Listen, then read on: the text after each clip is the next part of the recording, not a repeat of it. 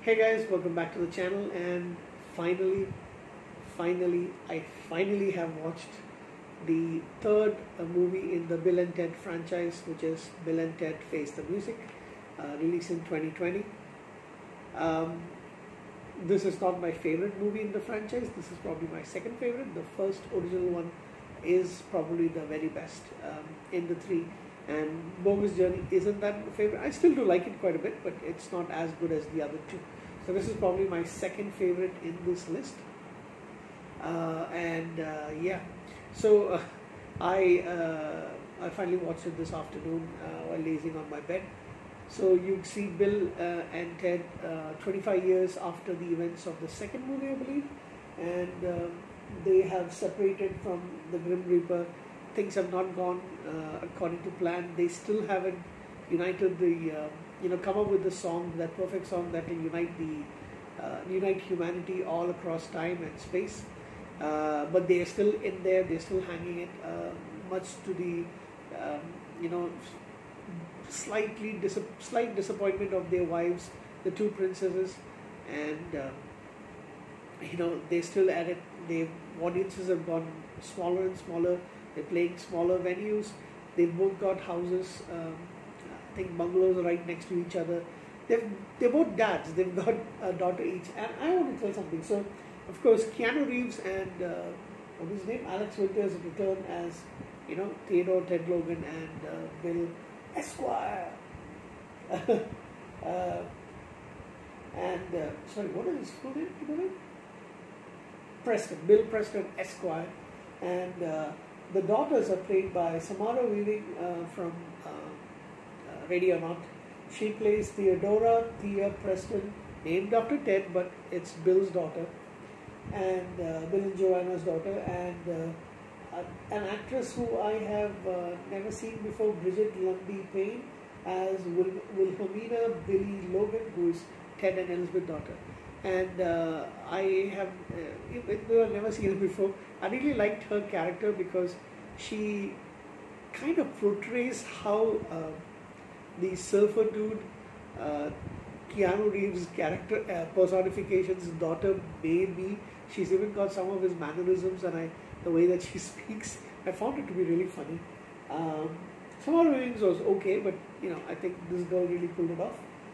You have William Sadler coming back as the Grim Reaper, but he's towards the end of the movie. Kristen Shaw plays Kelly, who's the daughter of Rufus and the great leader. Since George Cullen, of course, had passed away in 1999, they couldn't have his character in. So, as there's a little bit of a clip that you can see, not a clip, but it's more like a hologram effect that you see of George Cullen, and man, oh man, do we miss him? So the race is on. The world is about to, implode, explode. There's a lot of problems, and if they don't come up with that song, humanity is going to get destroyed. So the race is on. They've got something like 77 minutes to actually come up and save the world. So they travel in the phone booth and try to find a solution. And the daughters, meanwhile, get into the role of trying to help their dads. They go and recruit these musicians. It is Jimmy Page, sorry, not Jimmy Page, Jimi Hendrix, Mozart, I believe, and some guy called Kid Cudi. I know he's based on it's a guy playing himself. Did they have to put a rapper in this thing? Some guy who calls himself Kid Cudi. Who else? There's a drummer from from ancient times, cave people kind of thingy or something like that. There is a Chinese flutist, and so they bring all these people. They bring Death as well, and he plays the bass. You got Jimi Hendrix joining them on guitar as well. So I'm not going to tell the entire storyline because it is still new enough. You should watch it. But the basic premise is they need to get that song. Their wives are on the verge of dumping them, and they realize that the wives may they haven't done enough to their wives have been really patient. They have to do something to keep their marriages, respective marriages, saving their respective marriages. So that's the basic plot for this movie. It is a lot of fun. There's a little bit dragging in some parts. Very minor. I don't think it was. I actually did kind of drift off at that time. Like I was not really paying attention. Excuse me. But the rest of the movie was pretty much fun to watch. Like I said, I don't like the fact that you're gonna have a rapper in it. Like I can't stand rap music. I am surprised though that the music elements that they actually brought in. So instead of the 80s and kind of hair metal origins of the movie, the music is including of bands like Mastodon, Lamb of God, Weezer, and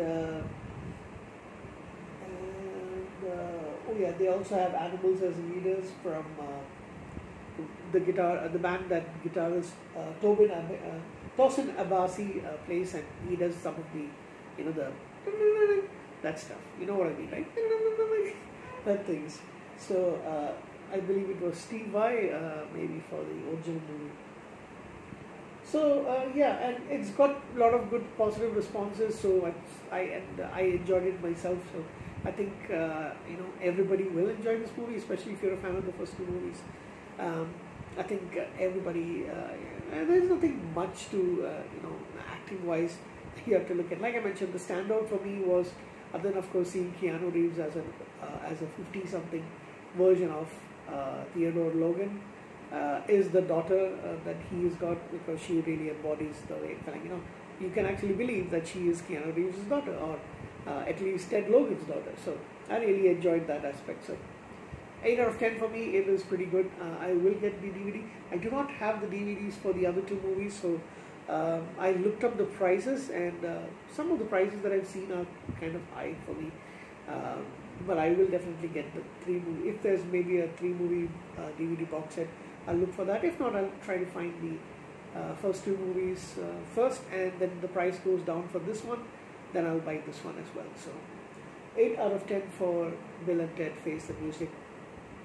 What can I say, guys? Be excellent to each other. Thank you. Good night.